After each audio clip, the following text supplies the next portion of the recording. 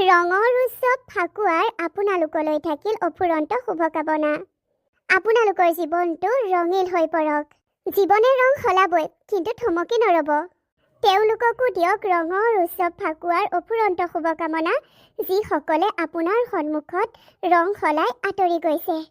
আত্মগৌৰৱেৰে আত্মসন্মানেৰে ৰঙৰ উৎসৱ ফাকুৱা উদযাপন কৰক আৰু আপোনাৰ অন্তৰ ৰঙীন কৰি তোলক। বাহিৰৰ পৰা ৰঙীন দেখালেই নহ'ব, অন্তৰখনো ৰঙীন কৰি নিজৰ জীৱনটো উপভোগ কৰক আৰু ওচৰে পাজৰে থকা সকলোকে সুন্দৰকৈ জীৱন জীয়াবলৈ সাহস অথবা প্ৰেৰণা দিয়ক। যদি বেলেগৰ জীৱনত ৰং সানিব নোৱাৰে, তেন্তে ৰং কাঢ়ি অনাৰো চেষ্টা নকৰিব। নিজেও ৰঙীন হওক, চৌপাশে থকা সকলোকে ৰঙীন কৰি তোলক। নিজৰ জীৱন ৰঙীন কৰাৰ লগতে আপোনাৰ আপোনজনৰ জীৱনো ৰঙীন কৰি তোলক। Happy and very happy Holi.